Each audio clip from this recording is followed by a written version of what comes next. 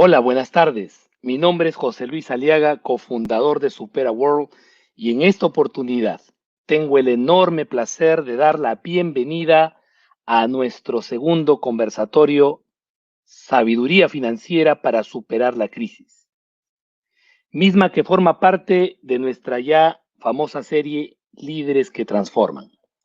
Líderes que Transforman es una serie exclusiva de conversatorios estratégicos con CEOs y expertos internacionales, creada con el objetivo supremo de brindar nuevas y mejores perspectivas humanas que faciliten la transformación cultural y la innovación empresarial sostenible en la nueva realidad. En ese sentido, en esta oportunidad, tendremos por el lado de nuestros invitados a Martín Reaño, con una trayectoria muy destacada como consultor internacional de McKinsey, asesor de la presidencia de la CAF, director financiero de Yambal Internacional, presidente de la Comisión para la Libre Competencia y socio principal actualmente de Reaño Asesores Financieros. Y por el lado de Supera, a mi querido socio y amigo de toda la vida, José Antonio La Rosa, quien está más que deleitado, asimismo y en compañía de Martín, de tener la maravillosa oportunidad de servir a la comunidad Supera que generosamente nos acompaña el día de hoy. Queridos Martín y José Antonio, bienvenidos y los dejo para que puedan deleitar a nuestra querida audiencia.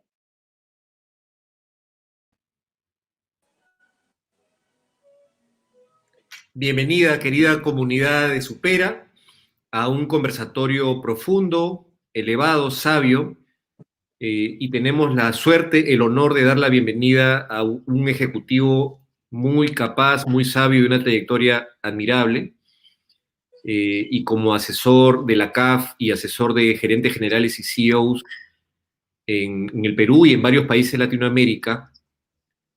Él está en una posición privilegiada para asesorarnos a todos a atravesar con éxito esta crisis. Toda crisis trae grandes oportunidades y cuanto más grande la crisis, mayores las oportunidades. Así que compartirnos su sabiduría, vamos a tener una conversación íntima. Sabemos que hay mucho dolor en la sociedad, por un lado, pero también hay muchas oportunidades. Así que con la mente dispuesta, la mente abierta y el corazón dispuesto, damos la bienvenida a Martín Reaño. Martín, bienvenido, muchas gracias, y quisiéramos que empieces a ilustrarnos cómo el empresario moderno, el emprendedor, el gerente general, el jefe de familia, el jefe de empresa, debe afrontar la crisis actual desde el punto de vista financiero, querido Martín.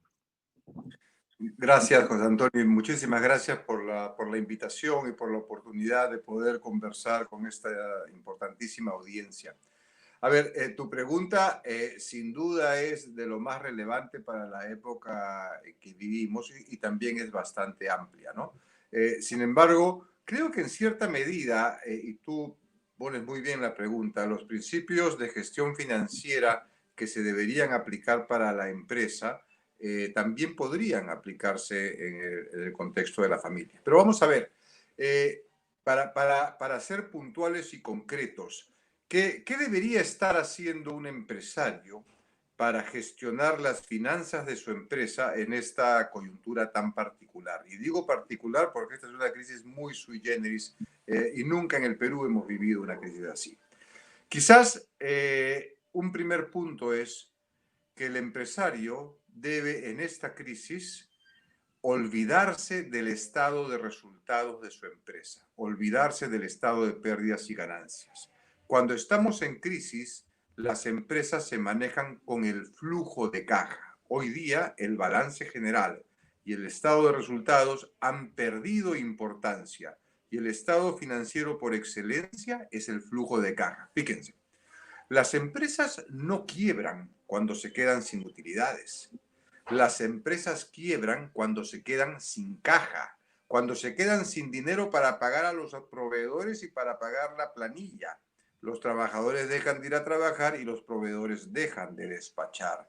Lo que hay que cuidar hoy día es la caja. Empecemos entonces como primer punto diciendo, este no es un año para preocuparse por las utilidades, olvídense de las utilidades, este es un año para sobrevivir. ¿Y cómo se sobrevive? Con oxígeno. En las empresas el oxígeno es el dinero. Eso lo quisiera poner como primer punto, José Antonio, porque veo con preocupante frecuencia que las empresas siguen usando el estado de resultados y para tomar una decisión se preguntan, ¿y cuál es el impacto en la última línea? Y por última línea se están refiriendo a la utilidad. Y no debería ser así. Eso lo planteo como un primer punto a considerar en la gestión financiera de la crisis. ¿Cuál sería un segundo punto? Miren, tú lo dijiste al principio. Las crisis son terribles. Esta crisis es realmente terrible, pero como toda crisis también trae oportunidades. El empresario tiene que estar permanentemente a la caza de esas oportunidades y una vez que identifica una que le sirve, pues ir a por ella y hacerla propia. Ahora, para hacerla propia va a necesitar liquidez. Otra razón para que sea muy importante estar siempre observando el flujo de caja. ¿Cómo hacemos para estar con tranquilidad de que vamos a tener liquidez para poder aprovechar las oportunidades? Una serie de recomendaciones. Pare las inversiones. Solamente invierta en aquello que es realmente indispensable. Vuelva a hacer su presupuesto si es que no lo ha hecho. Y ojo, no me estoy refiriendo a que agarre el presupuesto que hizo en diciembre del año pasado y lo corte en 10% o en 20%. Estoy hablando del presupuesto base cero. Olvídese de ese presupuesto y vuélvalo a hacer desde cero. Cuestione absolutamente todo gasto, cuestione absolutamente todo monto y va a ver cómo es posible trabajar con mucho menos recursos de lo que se tienen hoy día. Las empresas ya lo están viviendo. Como no pueden tener a tanta gente como antes, han reducido la planilla, pero siguen trabajando. Están descubriendo que se podía ser más eficiente. Lo que pasa es que cuando hay bonanza, pues esas cosas no carecen, no tienen mucha importancia o no le dedicamos tiempo a ello.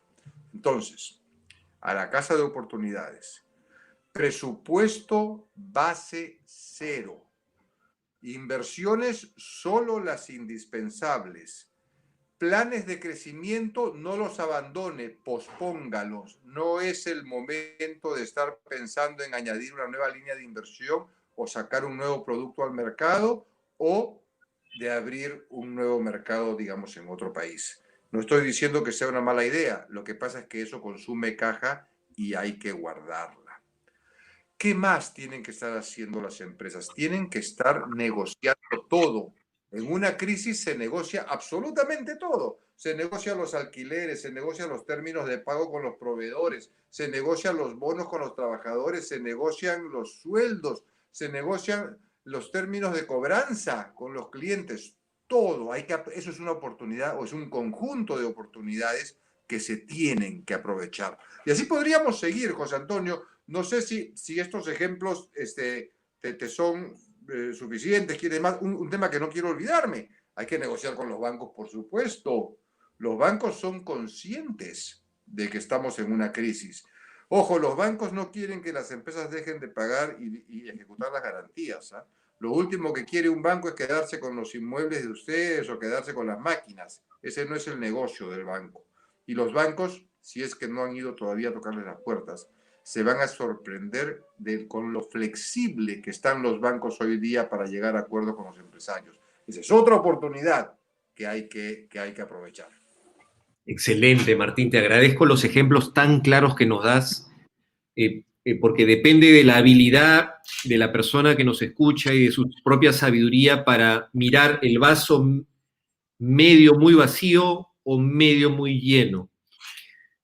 Conversábamos más temprano que los tiempos demandan entre ser pesimista o ser optimista, los tiempos demandan ser realista, optimista, un realista optimista para aprovechar las oportunidades. Conversaba más temprano con un empresario muy exitoso, a quien respeto, y me decía, José Antonio, me cae el COVID encima y me quedaban como palancas negociar los alquileres que yo tenía y negociar, reducir la planilla con el dolor de mi corazón. Martín, ¿qué consejo de sabiduría das al CEO que nos escucha cuando el CEO durante años ha trabajado creando cultura, creando mística, entrenando a su gente y de pronto tiene que dejar ir a la mitad de ellos y son gente muy valiosa, muy capaz? Es una decisión muy dura, pero que el peso de la responsabilidad del líder es de salvar el barco para que haya trabajo dentro de un año y dentro de 2 y dentro de 5. ¿Qué consejo pragmático les das para que puedan tomar esa decisión para salvar sus compañías, que es su responsabilidad principal, y a su vez a la otra mitad de personas que se van y tienen que salir al mercado, pierden su trabajo y su situación no es para nada cómoda, ¿no? ¿Qué consejo das a ambas partes, por favor, Martín? Qué interesante, José Antonio. A ver, fíjate. Sí, pues una crisis es dolorosa y en una crisis hay que tomar decisiones difíciles. Ahora, quienes están liderando una empresa deben estar preparados para tomar esas decisiones difíciles. En otros momentos toman decisiones avesadas que exigen mucho coraje porque implican tomar riesgos. En otros momentos hay que tomar decisiones dolorosas, pero eso es lo que le toca al líder. ¿Qué pienso yo que debería hacer que tomar esas decisiones sea un trance menos doloroso para el líder? Pensar que su obligación es la sostenibilidad de la empresa en el tiempo.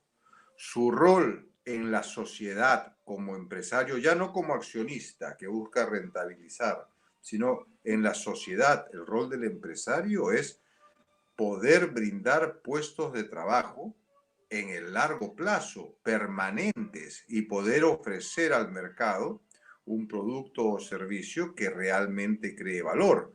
Si un empresario en una crisis como esta no toma esas decisiones difíciles, pues el Bien, gran riesgo que corre es que dentro de semanas o meses salga del mercado y no se queden 100 personas sin trabajo, sino que se queden los 400 empleados de la empresa sin trabajo.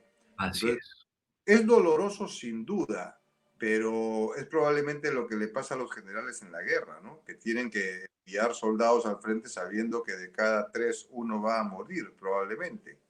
Pero esa es la decisión que debe tomar, eso es lo que le corresponde y por eso escogió esa carrera. El empresario debe ser muy racional, debe ser muy corajudo, también debe ser muy humano. Y cuando combinas estas tres cosas, se pueden entender las decisiones que están tomando. A mí me parece, por ejemplo, mucho más grave la actitud de algunos empresarios hoy día, que están jugando la del avestruz. Están enterrando el pico de la cabeza en la tierra y no están haciendo nada. No están haciendo nada porque pueden no hacer nada. ¿Por qué pueden no hacer nada? Porque están con liquidez, porque tienen los fondos de reactiva. Los créditos gubernamentales. Los créditos, claro, esos créditos subsidiados del gobierno. Así es. Están con liquidez porque no están pagando la planilla, porque en este país se ha permitido suspender la relación laboral de la empresa con los trabajadores. Entonces, como no pagan planilla y como tienen créditos subsidiados al 1%, están con liquidez, pueden seguir viviendo. Pero eso se va a acabar. Esos préstamos subsidiados se están consumiendo. Esa suspensión de la planilla, de la relación laboral, tiene una fecha de término y los trabajadores van a regresar. Y la demanda no se ha reactivado, ¿ah? Y hay sectores realmente graves. Entonces, ¿qué están esperando esos empresarios para reestructurar su organización, para reestructurar su modelo de negocio? ¿Que se aparezca la Virgen? No, la Virgen no hay razones para pensar que se va a aparecer en los próximos meses, ¿sabes? No hay. Les voy a dar un dato, miren.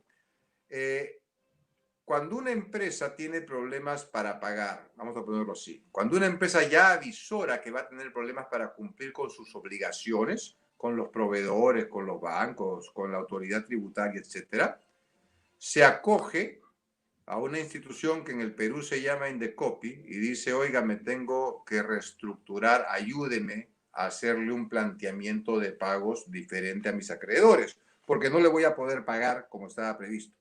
lo que en Estados Unidos se llama acogerse a Chapter 11. Chapter 11.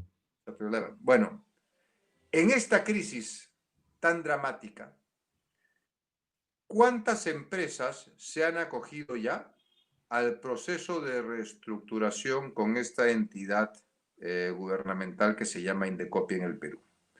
La crisis empezó en marzo, ¿eh? Bueno, empezó abiertamente en marzo. Estamos terminando octubre. Terminando octubre. Y en el Perú se han acogido a este proceso de reestructuración 3 empresas. 3. Díganme ustedes si tiene sentido pensar que en este país solo 3 empresas van a requerir reestructurarse. No es así.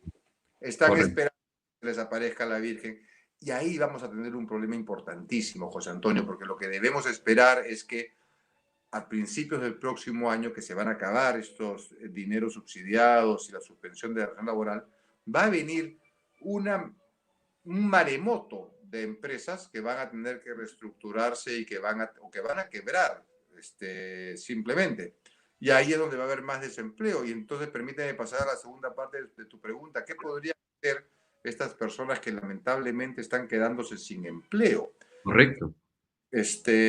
Porque hay los que se quedan sin empleo y hay los empresarios que pierden su patrimonio porque han quebrado las empresas, ¿no es cierto? Así. Mira, hay un dato interesante. Hace 3 días salió en la prensa acá en Perú que en los últimos 3 meses, solamente en la ciudad de Lima, han perdido su puesto de trabajo formal 1,5 millones de personas en 3 meses. Pero desde marzo están perdiendo su empleo. La pregunta es, oiga, ¿y dónde está esa gente? ¿Por qué no se le escucha? ¿Con qué están comiendo? ¿Cómo están pagando la educación de sus hijos? ¿Cómo están pagando los alquileres? Pues ha ocurrido algo, un fenómeno interesantísimo en este país. Acá, en el Perú, siempre nos hemos quejado de la informalidad en la producción, de la informalidad del aparato empresarial. Y efectivamente, según a quien le preguntes, entre el 60 y el 75% de la producción pareciera que tiene algún nivel de informalidad. Informalidad que es nociva porque no pagan impuestos, no cubren los beneficios laborales y una serie de cosas más. Pero es justamente esa informalidad la que está actuando como válvula de escape para que puedan estar sobreviviendo aquellas familias que se han quedado sin ingresos. Fíjate la paradoja. Hemos combatido y seguimos combatiendo con poco éxito la informalidad, y si no fuera por ella, hoy día tendríamos un problema social de dimensiones incalculables. Porque tú no puedes tener a millones de personas sin ingresos. No hay forma. Y los bonos familiares que está otorgando el Estado son insuficientes y además no llegan a todos los lugares donde deben llegar. Entonces, quizás la explicación que yo me doy a tu segunda pregunta, ¿qué están haciendo? ¿Qué podrían hacer las familias? Se han vuelto informales. Se han vuelto informales y gracias a Dios tenemos ese buffer, ese colchón que les va a permitir sobrevivir hasta que el sistema formal los vuelva a absorber, José Antonio. Y Martín, para nuestra comunidad en toda Latinoamérica, ¿nos podrías decodificar esa informalidad, ¿no? El sector formal, cuando la persona trabaja en Procter, en Coca-Cola, en Nestlé, en empresas grandes, en Amazon, que felizmente sigue contratando a nivel mundial. Google tiene en Perú 5 personas o 10, seguramente va a crecer. Y el sector informal, tú nos explicas, Martín, que las personas que salen de Telefónica, que salen de Procter o que salen en Nestlé, ingresan a trabajar, ¿te refieres como taxistas o como pintores o como albañiles? ¿Nos podrías decodificar ese sector informal, Martín? Es correcto. Se ponen a trabajar, se subemplean en primer lugar. El que era pues un vendedor de una línea de productos en Procter & Gamble, ahora puede ser un distribuidor en una zona de la ciudad. En su carrito compra productos y los distribuye porque él ya conoce el mercado. Él antes, mientras trabajaba en Procter & Gamble, él llegaba a los mismos puntos de venta. Ahora llega con esos y otros productos y con otras condiciones, ¿no? Pero también estamos hablando de ese señor que empieza a hacer negocios informales con el dinero de su liquidación. Empieza, por ejemplo, a prestar dinero a tasas de usura y con garantías interesantes. O es aquel señor que se compra 4 automóviles y se consigue 8 choferes que los taxeen. Y por supuesto que ahí no hay factura, no hay impuesto, no hay nada. Estamos hablando también de esa persona que le da empleo a otros de la siguiente manera. Fíjate, les voy a dar un dato curioso. En esta crisis donde las empresas están quebrando y tanta desgracia, pues las ventas de cemento han subido en 7%. ¿Cómo pueden las ventas de cemento subir en 7% si estamos en crisis? Pues resulta que en este país la construcción de viviendas es informal en un 95%. Y no me estoy equivocando ni exagerando. La cifra oficial en viviendas es autoconstrucción en un 95%.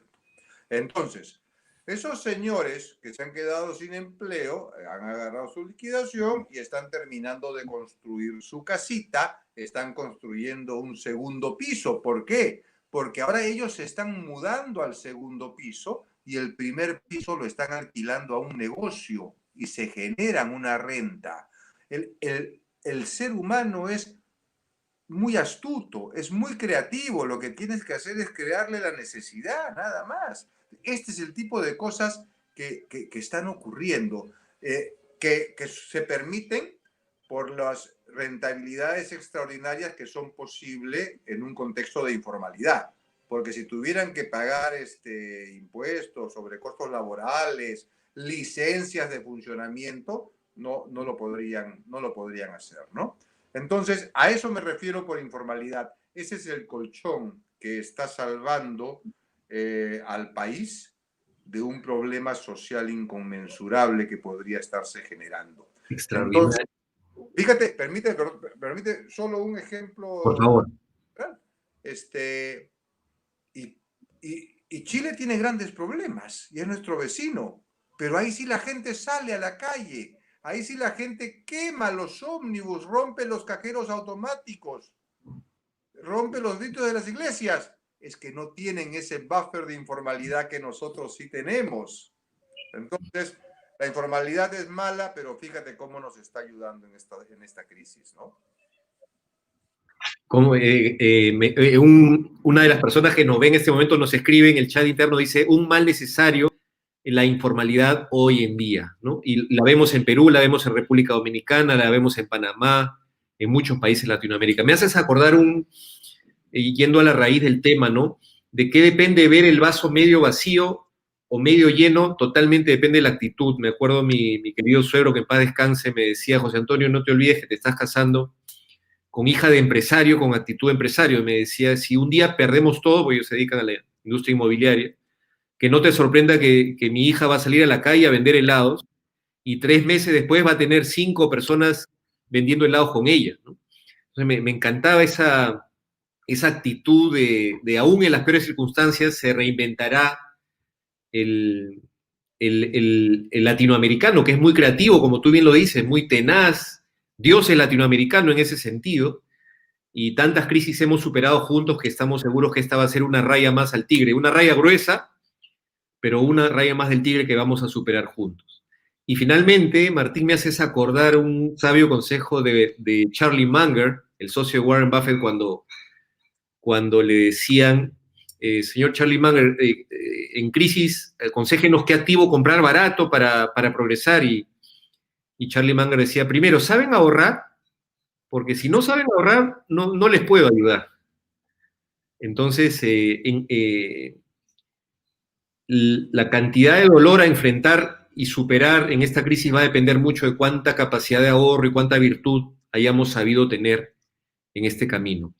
Martín, hacia adelante, ¿qué sabios consejos, qué recomendaciones le das al empresario que está sobre el caballo en este momento? El empresario que ya redujo su planilla en 50% o 60%, que ya renegoció sus alquileres, que ya redujo sus compras al mínimo. que ya está sintiendo el impacto en su propia salud por el estrés. Ese estrés se manifiesta con problemas en el estómago, sistema digestivo, en la vista, etcétera, para poder enfrentar lo que viene de la crisis y llegar con vida al otro lado y poder reconstruir a partir de ahí. ¿Qué consejo les puedes dar, por favor, Martín? A ver, mira, si tuviera que escoger uno dentro de un menú de consejos que podrían ser sensatos para un empresario en esta época, yo me inclinaría por sugerirle a los empresarios que aprovechen esta crisis como una oportunidad para reflexionar acerca de opciones de crecimiento que tradicionalmente en el Perú no son favorecidas. ¿Y a qué me refiero? A dos tipos. Uno, incorporación de socios a la empresa, y dos, fusiones de empresas. Me explico. Las empresas, en su gran mayoría, porque hay algunas que por el giro no la están pasando tan mal, pero van a terminar magulladas, van a salir de esto magulladas. Y se están reduciendo de tamaño, están reduciendo su cartera de productos, están reduciendo su participación de mercado. Hay una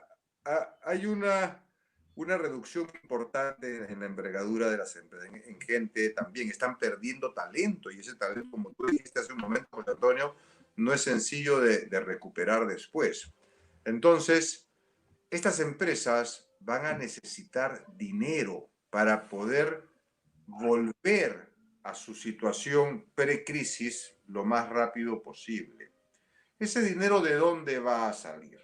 Pues tradicionalmente sale de los bancos, pero los bancos van a estar y ya están también sumamente cautelosos, porque no se sabe cuáles van a ser las empresas que van a terminar vivas después de esto. Entonces la otra opción es de los accionistas, pero los accionistas probablemente ya invirtieron todo su patrimonio disponible para poder sobrevivir en esta crisis. Entonces, ¿por qué no incorporamos a otro socio? ¿Por qué no invitamos a la sociedad, a una persona, a una institución que tenga ese dinero que se requiere para que la empresa pueda remontar lo más rápidamente posible lo que ha perdido, lo que está perdiendo ante la crisis? En el Perú no hay esa costumbre. En el Perú y sobre todo en las empresas familiares, el patriarca le gusta mantener la costumbre de tomar las decisiones a su mejor juicio, que las grandes decisiones del negocio se toman los domingos en la parrilla familiar. Y claro, cuando tú recibes dinero de un tercero ya no puedes seguir haciendo eso. Tienes Correcto. que consultar, tienes que llegar a consensos, ¿no? Y después te dicen, ¿y por qué voy a regalar el 30% o por qué voy a ceder el 30% de las utilidades? Y ahí me gusta llevarme todo. Sí, pues vas a terminar llevándote el 100% de las utilidades de una empresa que va a ser así o que quizás va a desaparecer. No quisiera el 70% de una empresa más grande de la que tienes ahora. No, pero después las decisiones, voy a tener que hacer un directorio y voy a tener que sustentar mis ideas. Oye, qué bueno, significa entonces que vas a tener que profesionalizar la gestión de tu negocio. Así crecen las empresas, justamente. La profesionalización es un paso previo al crecimiento sano de las empresas. Una manera de impulsar esa profesionalización es empieza a incorporar socios capitalistas porque ellos te van a exigir que te profesionalices. Ese es uno. Hay que pensar en incorporar socios. Y la segunda es la fusión de empresas, y de esto yo estoy convencido que vamos a ver bastante más el próximo año. Fíjense, las empresas van a quedar debilitadas. Al quedar debilitadas, pues les es más difícil conseguir crédito de los proveedores, les es más difícil conseguir crédito de los clientes, les es más difícil en general captar talento, todo se convierte más difícil y cuesta arriba. No tendría sentido que dos empresas que han quedado relativamente débiles se unan y se conviertan en una empresa más fuerte, con más espaldas financieras, con más recursos para poder enfrentar esta nueva realidad. Y no hablo necesariamente de que se fusionen dos competidores, que puede ser posible y podría estar muy bien, pero también se podría fusionar una empresa con alguien que está aguas arriba o alguien que está aguas abajo y así integrarse. Así crecen las empresas. En los países donde las economías están más desarrolladas, las empresas crecen así. ¿Cómo crecen? Incorporando socios. ¿Dónde los consiguen? En las bolsas de valores, que son muchísimo más desarrolladas, a diferencia de la bolsa de valores de juguete que tenemos en este país. Las empresas, cuando ven que ya no pueden seguir creciendo, se fusionan para crecer. Ojo, empresa que no crece desaparece, ¿eh? Tarde o temprano, ya es un tema de cuándo nada más. Una empresa tiene que crecer siempre. El no crecer significa que le está dejando espacio a la competencia y esa competencia eventualmente se lo va a comer. Responsabilidad del líder empresarial, decíamos, garantizar la sostenibilidad de la empresa en el tiempo. Entonces, a tu pregunta, José Antonio, ¿qué le podría sugerir yo a los empresarios como parte del menú de las cosas que deberían estar pensando o haciendo, planificando a consecuencia de esta crisis? Es aceleren el crecimiento con dos opciones que en el Perú por lo menos nunca han sido favoritas. Incorporen socios y fusiónense. Y cuidado que para muchas empresas esa va a ser la única manera de sobrevivir. No va a haber otra. Y si no lo hacen, terminarán desapareciendo. Totalmente de acuerdo, querido Martín. Y todos tenemos a la vista un ejemplo a nivel mundial evidente, ¿no?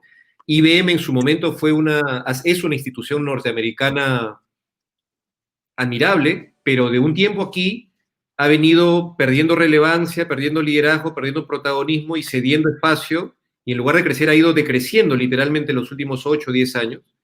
Y ese espacio se lo ha dado a Google, se lo ha dado al cloud, a Amazon Web Services, se lo ha dado a Microsoft con Azure, y IBM ahora está enfrentando realmente una pregunta existencial muy fuerte, que es un ejemplo típico de lo que tú estás diciendo. Empresa que no crece, pierde relevancia y empieza ya a perder terreno y deja espacio. Y tenemos espejos así. Martín, entonces, tú dirías que esta crisis es una gran oportunidad que ayuda a las empresas a evolucionar más rápido, como abriéndose a nuevos socios y abriendo su mente y tal vez poniendo los egos a los costados, ¿no? Porque cuando dos empresas se fusionan, son dos equipos gerenciales, ¿ok? ¿Quién va a ser el jefe? ¿Quién va a ser el CEO? Y poniendo no solamente temas a un costado, sino sobre todo grandes egos. ¿Tienes ahí alguna recomendación en tu vasta experiencia, Martín? Sí, mira, qué interesante. Hace un tiempo McKinsey hizo un estudio de por qué fracasaban las fusiones. Porque en otros mercados fusionarse es algo común y hay mucha casuística, ¿ya? Pero resulta que la mayoría de las fusiones fracasan. Cuando digo fracasa no me refiero a que quiebra, sino que una No vez crean valor. nada, no se logró llegar a ese nivel de crecimiento, a ese volumen de empresa, a esa rata de crecimiento que motivó la fusión. Entonces no se cumplieron las metas de la fusión. Y dentro de las razones que se encontró y que explican el no llegar a esos objetivos, la primera, José Antonio, fue el choque de culturas. Correcto. Que tienes dos grupos humanos acostumbrados, pues cada uno a la cultura organizacional, y cuando se juntan no pueden conversar, no son compatibles. Entonces, y ahí salían dos recomendaciones. Una de ellas es, hay estilos culturales que no pueden fusionarse, no se fusionen, no se fusionen. Y la segunda es clave la gestión post-fusión. Dos empresas que se fusionan no se pueden seguir gestionando como se gestionaba cada una por separado. tiene que crearse un equipo de gente con mucha empatía, con mucha capacidad para poder entender estas diferencias entre las dos organizaciones que se han juntado y poder crear puentes, identificar áreas donde sí tienen temas en común, recursos en común y empezar a hacer equipos mixtos y una serie de cosas.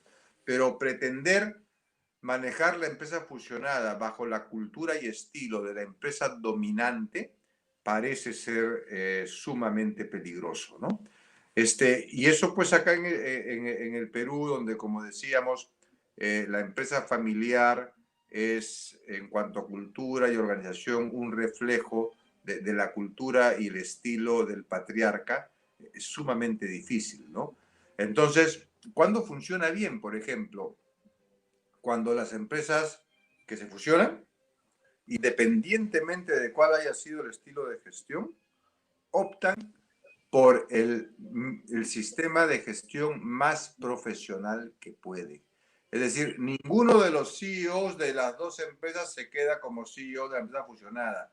Contratan a un independiente. Y cuando buscan ese independiente, ¿sabes cuál es la habilidad principal que debe tener? Empatía. O sea, no buscan a alguien que sea financiero, comercial, no. Porque este señor, su reto, por lo menos en los primeros 18 meses, es lograr que estos dos grupos humanos puedan trabajar juntos. Buscan a un líder de hombres y de mujeres.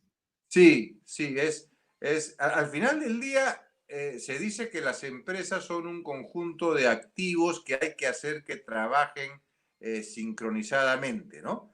Pero creo yo que las empresas son un conjunto de personas que logran o no logran cosas. Entonces, el CEO de éxito no va a ser aquel que mantenga bien engrasadas las máquinas y con su mantenimiento. El CEO de éxito va a ser aquel que logra que las personas a su mando deseen lo mismo que este CEO quiere lograr. Y eso pues no se logra con memoranda ni con decretos, se logra con empatía. A eso estamos yendo, José Antonio. Y la crisis es una oportunidad para reflexionar sobre eso, para ver, oye, estábamos gestionando así la empresa, nos estábamos preocupando por el flujo de caja antes, nos estábamos preocupando en verdad por la gente o simplemente llenábamos el cuestionario para que nos otorguen una mención en Great Place to Work, ¿no? Y al final estas crisis nos da ese espacio para cuestionar todo, todo hay que cuestionarlo en aras de llegar a una mejor empresa que pueda remontar más fácilmente esta crisis conforme vayamos saliendo. Totalmente de acuerdo y qué interesante. Vienen a mente casos de fusiones, adquisiciones exitosas. El Scotiabank en la nivel regional tiene la excelente reputación de con mucha paciencia encuentra un banco con mucho potencial, lo compra, lo que en el Perú fue el Banco Vice, ¿te acuerdas? Y lo compra y hacen una fusión y una fusión de culturas muy bien manejada por el CEO Jim Mick, que era, como tú bien lo dices, era un hombre con el corazón muy profundo y con una empatía redoblada y que logró con éxito transformar. Y recuerdo cuando ellos en esa época tenían 5.000 reclamos de clientes al día y algunos lo veían como 5.000 problemas y él decía, no, son 5.000 oportunidades de ganar y recobrar la confianza de los clientes y de reconstruir un banco. Hoy en día el Banco Scotiabank que han creado muchísimo valor y justamente ese gran activo, esa gran compañía nació de una crisis que tuvo como semilla, ¿no? Entonces estamos frente a ese magno punto de fricción que nos trae muchas oportunidades. Qué Sí, sí. maravilloso, querido Martín. Y hay industrias que si no están a la casa de oportunidades hoy día no van a poder sobrevivir. Y si van a pretender seguir haciendo negocios como lo hacían antes, están equivocados, ¿no? Hablo de industrias como todo lo que tiene que ver con el entretenimiento, restauración, turismo. Mira, la vacuna se puede encontrar, pero no nos vamos a vacunar todos de un día para otro. Y después esa vacuna no va a tener 100% de efectividad.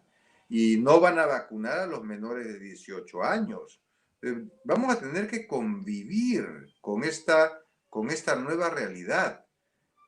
Todos los negocios tienen que cuestionarse si la manera como están organizados y si la propuesta de valor al mercado sigue siendo apropiada para esta nueva realidad.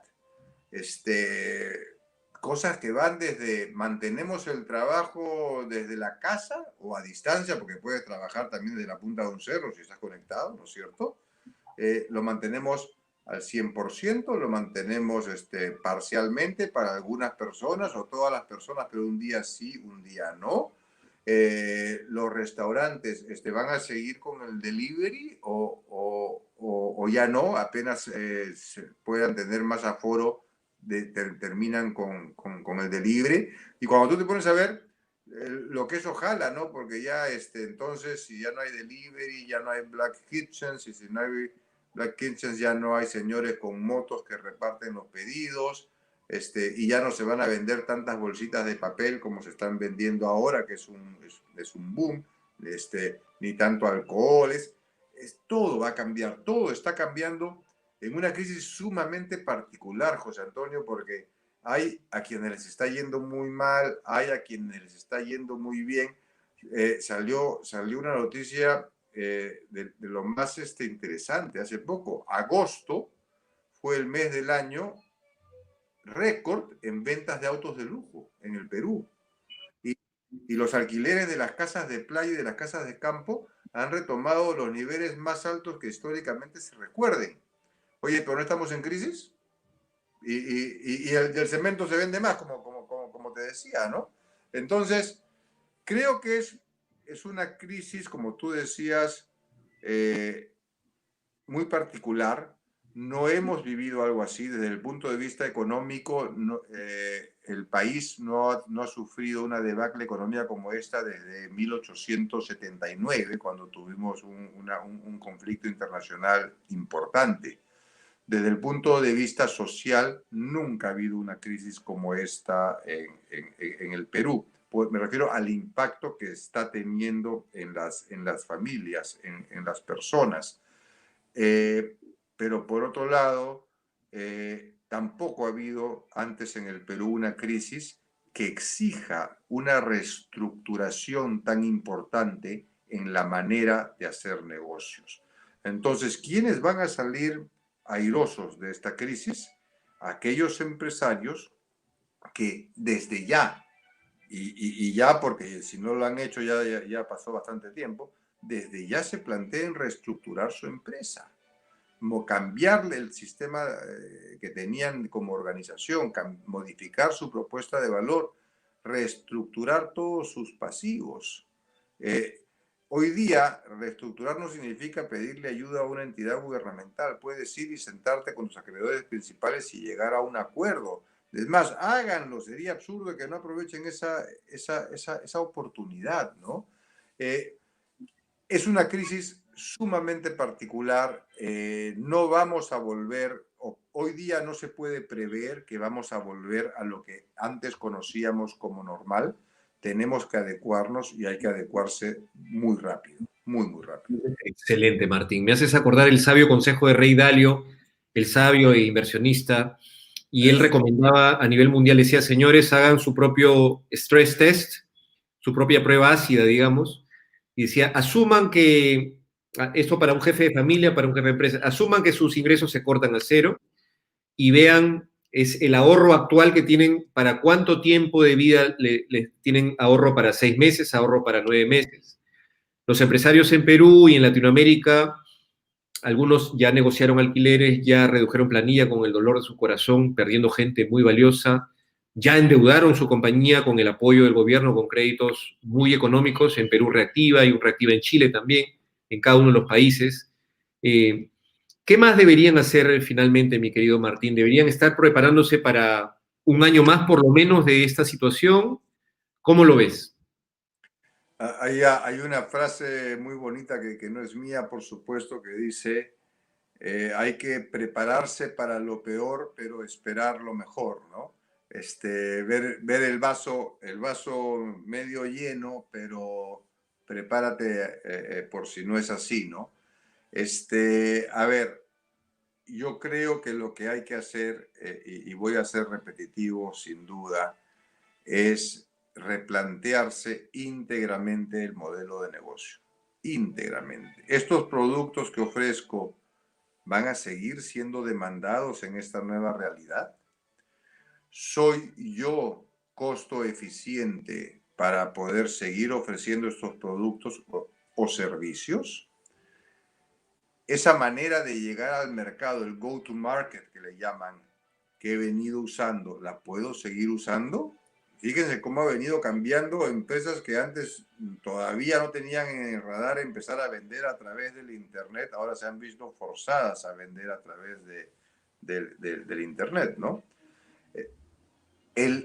Las habilidades al interior de la organización son las que necesito en esta nueva realidad o debo pensar en cambiar esas habilidades, lo cual significa tener gente con otro tipo de experiencia y con otro tipo de conocimientos y manejo de herramientas.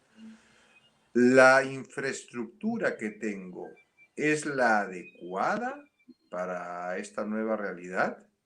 O quizás ya tengo que devolver la mitad de las oficinas porque ahora la mitad de la gente va a trabajar remoto o van a venir solamente 2 días a la semana. ¿Debo seguir encargándome directamente de tantos procesos en la fábrica o mejor, en esta nueva realidad lo que debo hacer es concentrarme solo en aquello que es central y crítico y para lo cual soy muy bueno y todo lo demás tercerizarlo?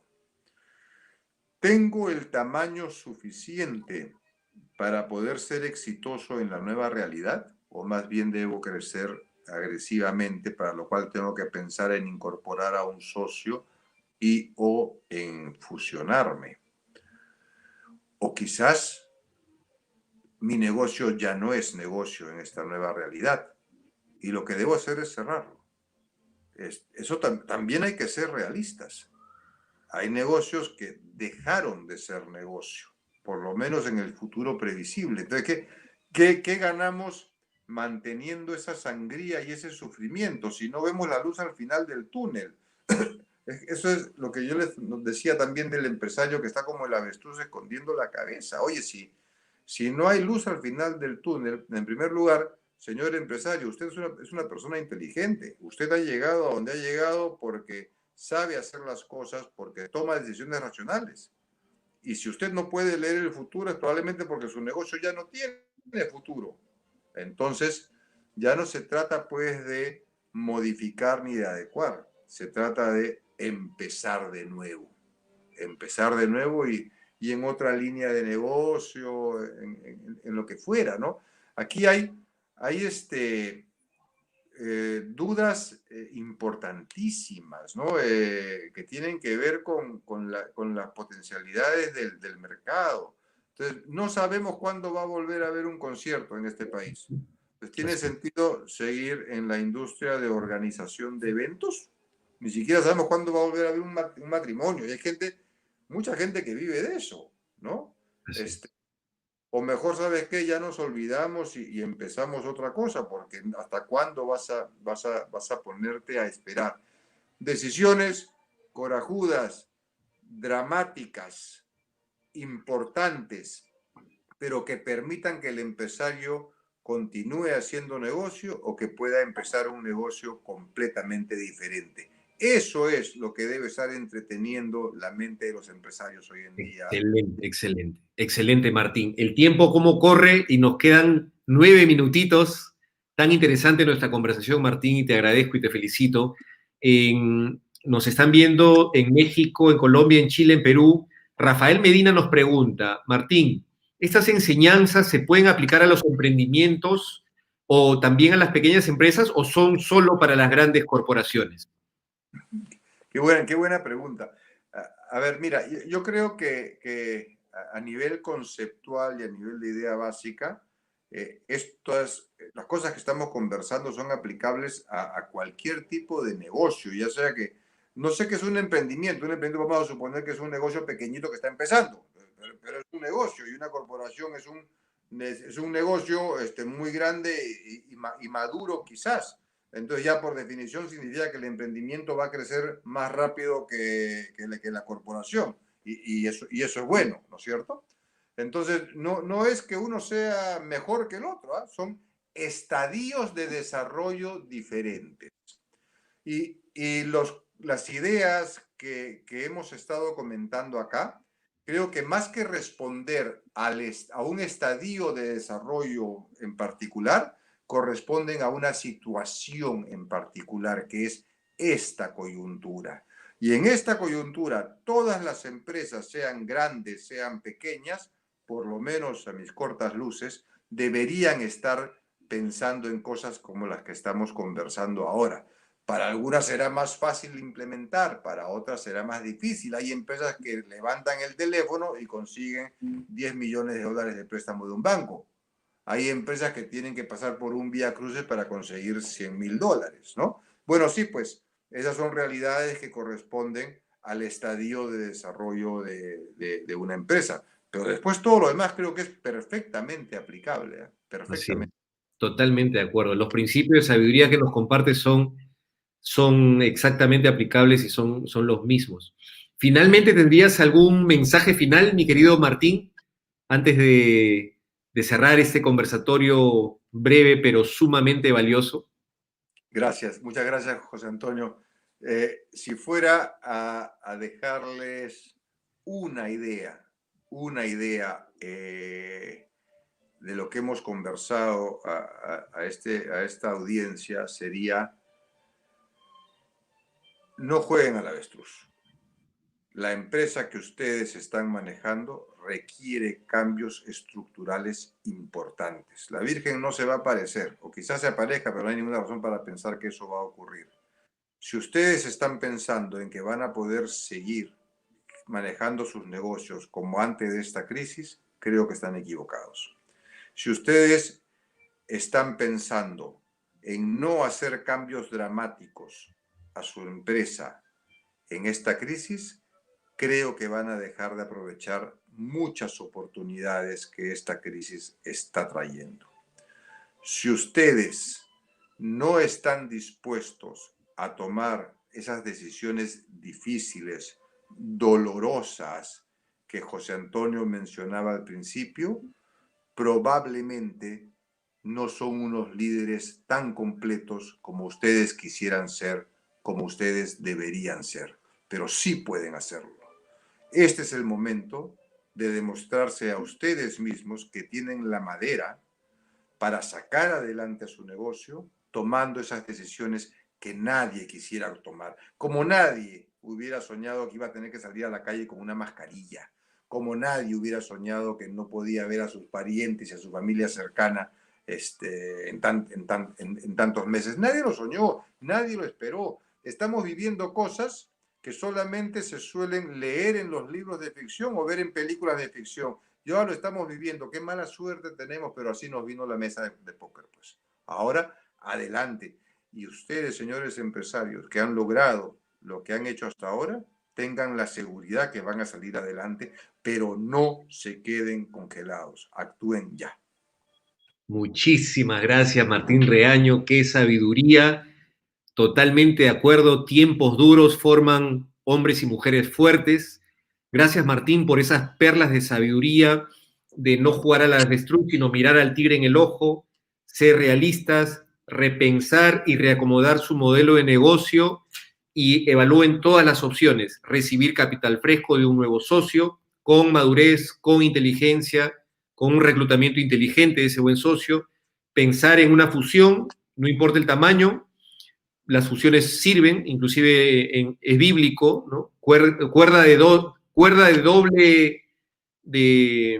doble alma se rompe más difícil, cuerda de triple alma es casi imposible de romper. Ese es el beneficio de las fusiones y adquisiciones bien hechas. Y como bien dice Martín, no posterguen las decisiones duras. Y yo creo que son momentos para tomar estas decisiones duras y asegurarnos de llegar al otro lado del río con la compañía lo más sólida posible para poder crecer a futuro. Muchísimas gracias, Martín. Gracias. Qué sesión tan profunda al corazón, al cerebro y sumamente valiosa para toda nuestra querida comunidad. Muchas gracias, queridos amigos. Nos vemos pronto. Gracias, Martín Riaño. Muchísimas gracias. Gracias por la oportunidad. Chao. Gracias. Hasta pronto.